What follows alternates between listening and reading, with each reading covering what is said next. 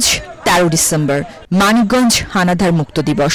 আজ থেকে ৫৪ বছর আগে ১৯৭১ সালের এই দিনে বাংলার মুক্তিকামী দামাল ছেলেদের প্রতিরোধের মুখে পাক হানাদাররা মানিকগঞ্জের মাটি থেকে পালিয়ে যায়।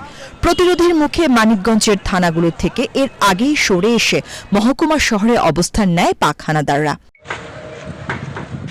মানিকগঞ্জ সিএনটিবির ডাক বাংলো ছিল পাক হানাদার বাহিনীর সদর দপ্তর।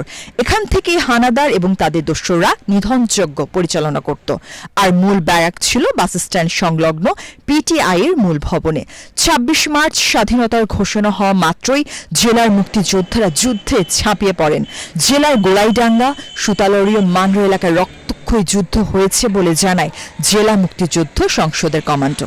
বিশিষ্ট কয়েকটি যুদ্ধ হয়, তার মধ্যে উল্লেখযোগ্য গোলাইডাঙ্গা, দাসকান্দি, তারপরে মিরপুর, দৌলতপুর থানার ১৩ ভয়াল যে ক্ষতিগ্রস্ত হলো ৪৩ জন মানুষের আত্মহতি হয়ে গেছে ২২ তারিখে ২২ নভেম্বর।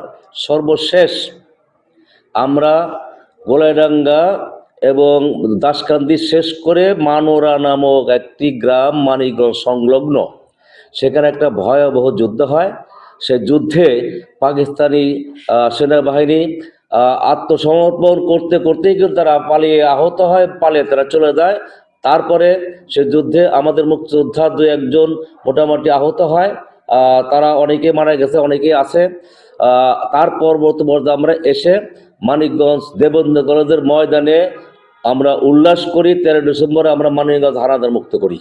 জেলার গোলাইডাঙ্গা, সুতালড়িয়া মানরা এলাকায় রক্তক্ষয়ী যুদ্ধ হয়েছে। গোলাইডাঙ্গা যুদ্ধে ৮১ জন পাক বাহিনী মারা যায়। জেলা শত্রুমুক্ত হওয়ার পর ১৩ ডিসেম্বর বিজয়ী বেশে মুক্তিযোদ্ধারা সরকারি দেবেন্দ্র কলেজ মাঠে সমবেত হন। মাজহারুল হক চান মিয়ার সভাপতিত্বে এক সমাবেশ অনুষ্ঠিত হয় এবং আনুষ্ঠানিকভাবে স্বাধীন বাংলার পতাকা উত্তোলন করা হয়। ১৯৭১ সালে ২৫ মার্চ পাকিস্তান হানাদার বাহিনী বাঙালিদের উপর যখন নির্বিচারে গুলি চালায়, তখন বাংলাদেশের পক্ষ থেকে স্বাধীনতা ঘোষণা করার সাথে সাথে আমরা মুক্তিযোদ্ধার হাতিয়ার নিয়ে যুদ্ধে ঝাঁপিয়ে পড়ি। ২ নম্বর সেক্টর ঢাকা পশ্চিম অঞ্চলে মানিকগঞ্জ জেলা আমরা মুক্তিযুদ্ধে অংশগ্রহণ করি। মানিকগঞ্জ জেলাতে ৪২টার উপরে যুদ্ধ সংগঠিত হয়।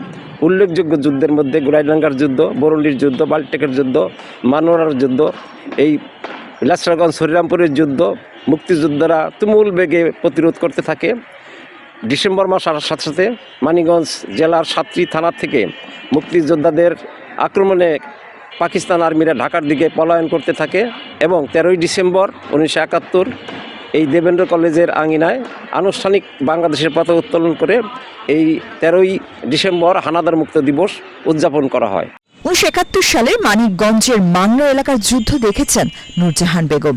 বৃদ্ধ এই নারী পাক বাহিনীর বর্বরতার বর্ণনা করতে গিয়ে জানান, জীবন বাঁচাতে অনেকেই আত্মীয়দের বাড়ি আশ্রয় নিয়েছিলেন। যেদিন ৭ দিন হয়েছে না, ৭ দিনের দিন আমাকে যে ওই একটা পইটা আছে, ওই পইটাতে যে ঘর সময় আসিল, বৌমা ফালাইছিল আর আবার ঘরে যাত্রা করছিল সিদ্রি করে শেষের।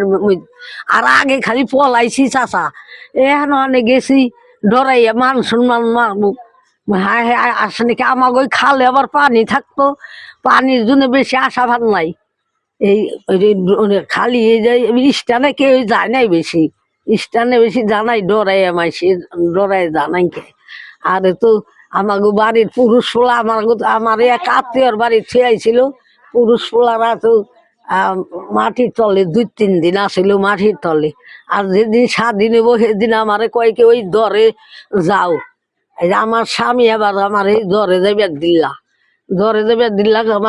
আমার ২ জন পোলাহান, এটা মহিলা গেছে তো এই গন্ডগোলের সময়।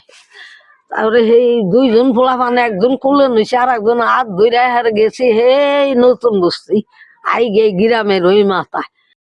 মানিকগঞ্জের বিভিন্ন যুদ্ধে ৫৪ জন মুক্তিযোদ্ধা শহীদ হন, ৯ জন মুক্তি সেনা পঙ্গু হয়ে যান, ৪ জন মুক্তিযোদ্ধা খেতাব পান। শহীদ মুক্তিযোদ্ধাদের স্মরণে মানিকগঞ্জ বাস স্ট্যান্ডে ও শহরের ক্রীড়া সংস্থার সামনে স্মৃতিফলক নির্মিত হয়।